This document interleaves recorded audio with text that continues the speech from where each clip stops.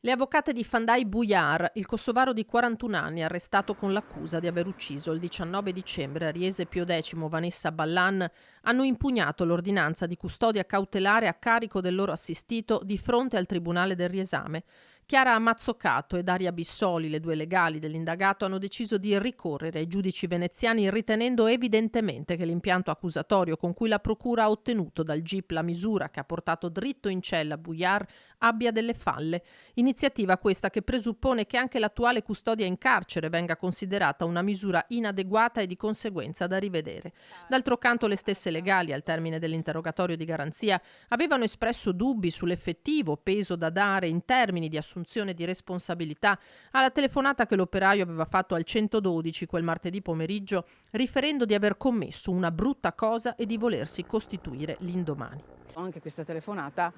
se è stata registrata, andrà ascoltata, perché uno dice una cosa, un altro ne dice un'altra, e quando non c'è certezza significa che bisogna chiarire. Le legali avevano tempo 10 giorni dalla notifica dell'ordinanza per impugnarla di fronte al riesame, il primo passo di fatto compiuto dalla difesa dopo l'arresto e l'incarcerazione di Bujar. Non è peraltro escluso che Mazzoccato e Bissoli decidano di far rilasciare nei prossimi giorni al loro assistito delle dichiarazioni spontanee. Il 41enne né in fase di arresto né in fase di udienza di convalida ha mai parlato, dimostrandosi confuso e incapace di riferire i fatti. Ma ora che i funerali della vittima sono stati celebrati, che il dovuto rispetto nei confronti di Vanessa e dei suoi cari è stato osservato, la difesa procede con le azioni che ritiene necessarie e il terribile caso che ha sconvolto la Marca si sposta da qui in poi nelle aule giudiziarie.